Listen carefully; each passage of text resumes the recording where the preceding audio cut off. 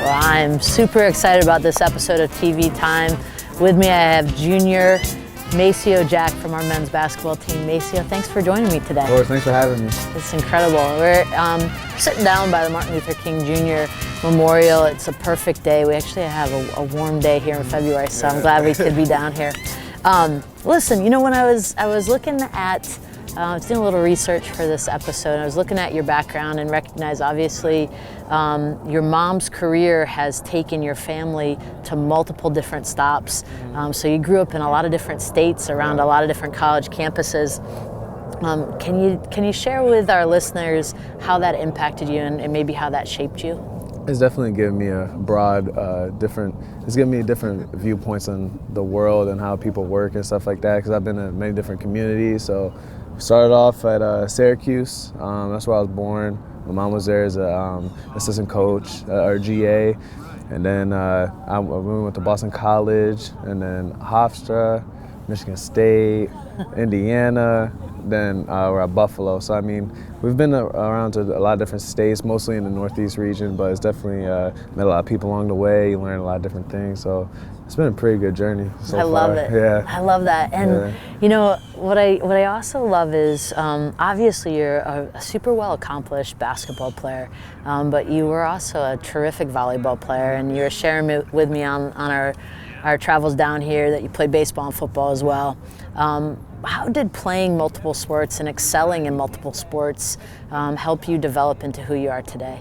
I think excelling in sports and also failing in sports helped you a lot, because I wasn't great at football and baseball. So it definitely helped me just learn like different things that help you athletically in sports as well. Like with volleyball, it helped my jumping in basketball, and also it helps you meet new people, and it helps you just gain a new viewpoint on certain people, because you meet a lot of people along the way. So playing multiple sports definitely gives you a lot of benefits in the long run. I'm definitely benefiting off that now, for sure. So cool. Do you mind if we stay there for a little bit and talk about failure? Yeah, for sure. When you said that, I was thinking, this idea of how important it is to fail as you're developing and trying to become a master of your craft. Yeah. And you know, failure is a part of sport. Like every time we go out and compete, there's this opportunity for great success, but also this opportunity for failure. Can you think about that a little bit, and how certain failures have taught you things like perseverance or resilience? For sure. When I was younger, failure didn't really mean much to me. It was just like I did bad or whatever, and I just went on to the next thing. But like as I've gotten older, I realized how important it is for growth and resiliency.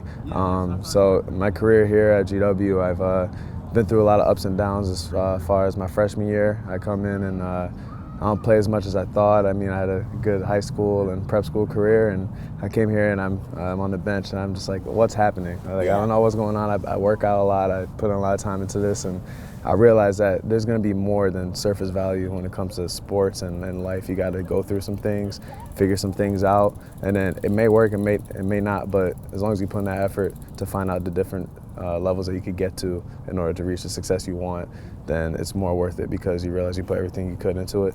So I went through that, and I'm reaping the benefits of it now, because I know how to bounce back off of failure and really just keep pushing, because it's not going to be a perfect formula. You just got to just keep figuring it out. Especially as a shooter, right? Yeah, short memory. Exactly. Let's talk a little bit about your family. You know, I know your dad was a super accomplished volleyball player, and obviously your mom's having tremendous success, did as an athlete, and is one of the leading coaches in college basketball right now. Yeah. What does the support of your mom and dad mean to you, and how do you carry that with you while you're down here in DC playing for GW? The support of my family is huge. I mean, my dad was just at our game, our last game last night, and it's just, especially with my mom, being a basketball coach, seeing the success that she's had and the things that she's went through in order to get where she has been really great, and she's always talked me through many of my failures as well. And as a kid, I didn't really understand much what was going on, but once I started getting older and realizing all the process that she puts into all the film work, all the people she has to talk to gain ideas and perspectives, and then going out and executing it for a full game, it's just it's really amazing to see the process that she goes into. And with my dad, he's an exceptional athlete, volleyball. He played for the Jamaican national team, and seeing just the competitive edge that he had when he was young was really nice to have him teach that to me on a day-to-day basis, and just realizing that it's never good enough and you always have more to put in the tank. So it's just nice to get those two perspectives from them. I really love hearing how you articulate it. Like, you've learned how much goes into preparation. Your mom's taught you that. I love listening to you talk about your dad's competitive spirit, because I think for those of us that are watching you play, we see both of it. You know, anybody that's around Smith Center knows how much work you put into your craft. I remember late nights I'd be at the office and I'd see you and your buddies shooting, getting shots up, and then the competitive spirit that you bring to the court. Even yesterday, I know yesterday was tough, but there was this time that I just, there's this acknowledgement, and you hit a few shots in a row, and it was this lift that you gave the team was, it's palpable. It's palpable in the gym. So let's talk a little bit more about that journey, because like you mentioned, your freshman year you weren't getting the playing time, which is pretty normal for college athletes. You go from being a big fish in a smaller pond to being a smaller fish in a big pond. And so you got through that. You learned a lot of lessons. Last year you got more time. Definitely threw down a few more buckets. And then and here you are as a junior, and one of our more senior leaders on the team. How do you feel you've developed as a leader, and maybe how would you define yourself as a leader on the court? For sure. I think as a leader, it's a big part of it is servant leadership. So you have to realize that you're one of many and you're not above anyone else. So I think me going through those things my freshman, sophomore year helped really build me for where I am today, because I don't think I would have the same type of empathy for our younger players if I didn't go through what they're going through. So I think I was able to really just understand what these young players are going through, and I think they understand I'm coming from where they're coming from. So it's a equal playing field, and it's a lot easier for us to communicate. And I think it definitely just helps us just really communicate on like a higher level and help things get done quicker, because we understand where each of us are coming from. So those freshman year and sophomore year experiences helped me for sure, and it's going to continue help elevating me to be a better leader for sure. I love it. Let's talk about GW. When was the first time, or do you remember the first time you were in Foggy Bottom or at GW? Yeah, I was here for, one, I visited my senior year. We had an AAU tournament here, played at, I don't remember the gym, but we had a tournament here, and I was able to go through this city, and I realized how nice it was. And my prep school year, the coaches came to look at me, and I decided I wanted to come on a visit, and I was taken away from this campus when I came on my visit. I want to say was it 2016, 17, something like that. And this campus was amazing. The city was amazing. I was just taken away by its beauty, and just the people you see. Like, everyone's on a mission to go somewhere. Like, everyone's driven. Like, it's great to see, because it strives you to want to be better. So it was nice on my visit for sure. It's cool. I love hearing how attracted you were to that drive and that competitiveness. I can relate a little to it. You know, like I definitely remember my first visit to GW and being surrounded by people that were really, really driven to be the best at whatever they're pursuing. And to be able to do it as a Division I athlete, I think it's pretty special, you know? So how, when you think about that, so you made that decision, you get to GW, you're playing for a certain set of coaches, you got a bunch of guys in the locker room, and over the last few years there's been a lot of transition, you know, new coaching staff, new relationships to build, some teammates leaving, new teammates coming in.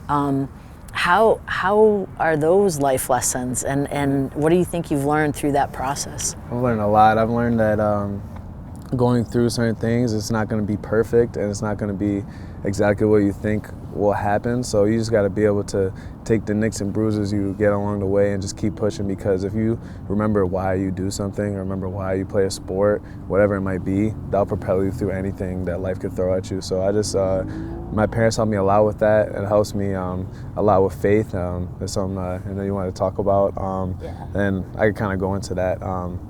So for my freshman year and sophomore year, I come in as a sophomore, and I think I've put in a lot of work. I think I'm ready to take the next step as a player, and things don't go the way I want. And I've kind of been like in and out of faith. I was struggling with it a little bit, and I just give it all to God, and I let Him like guide where I'm going, and it's been a lot better ever since because I don't take the reins. I give Him the reins, and life has been such a lot better since then because I realized that I can't control everything. You're not gonna be able to control everything.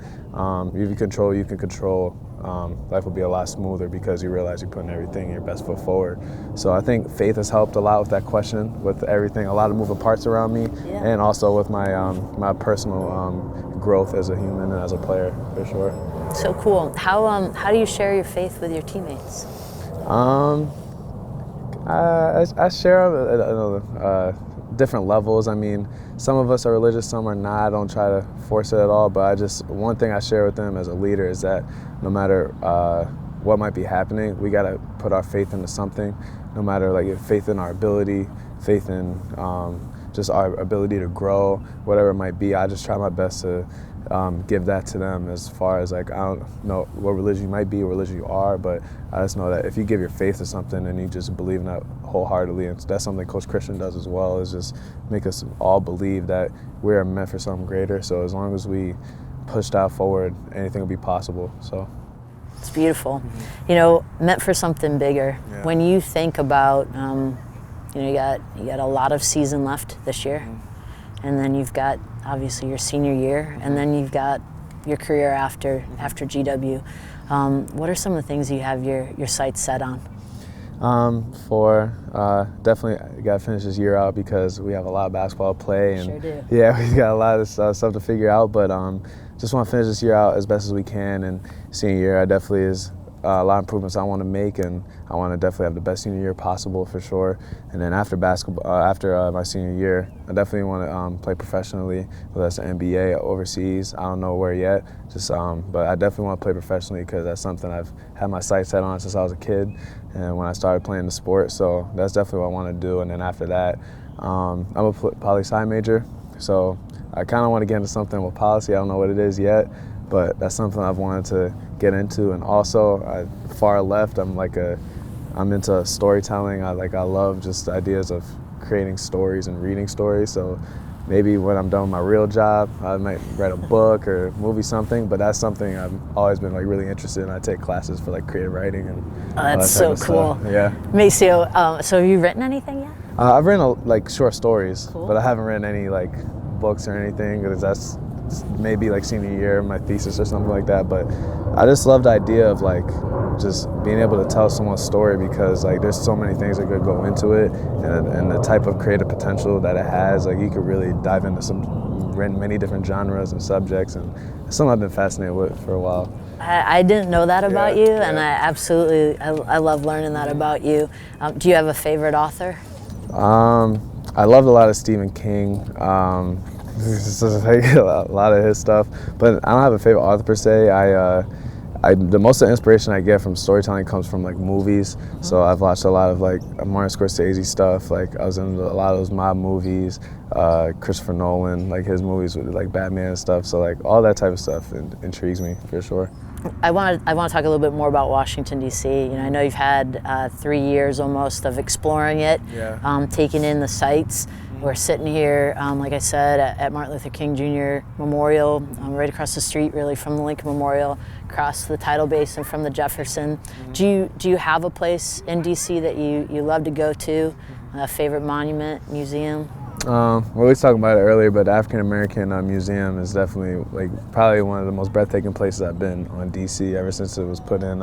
Just the amount of turmoil the African American community has been through, seeing that in the museum was breathtaking. Going from the 1400s all the way to the present day, it was just something as an African American man, just to see that and to really just take it in was spectacular. It's a crazy experience, and it's something that I think everyone should see. It was awesome. Perfect. We had shared this earlier when we were talking just about taking the right amount of time. You can go to a museum. You mentioned going to the Holocaust Museum when you were on your first visit, but taking the right amount of time at a museum I think is important. Or in our situation, we have the great fortune of being able to go back. And I think sometimes we take for granted this great city and we don't get to them enough. So I'm going to make a commitment to you that I'll get back there, because I spent a few hours there on one particular floor, but I'll make a commitment to spend a little bit more time there. Cool. Well, Maceo, this has been a wonderful conversation. I appreciate you taking the time today on a kind of a lighter day for you here in February. I know the rest of the season is going to be great. I appreciate the leadership that you bring to our men's basketball team and to our entire student-athlete population. Thank you for giving me the opportunity. Yeah, awesome. Thank you. It's been another great episode of TV Time. I feel so blessed to be able to have great conversations with our wonderful student-athletes. Thanks for tuning in. We'll talk to you next time.